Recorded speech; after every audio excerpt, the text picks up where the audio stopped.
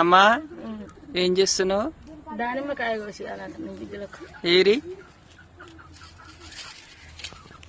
నేములు hi చెప్పు. నువ్వు లేచి హాయ్ చెప్పు.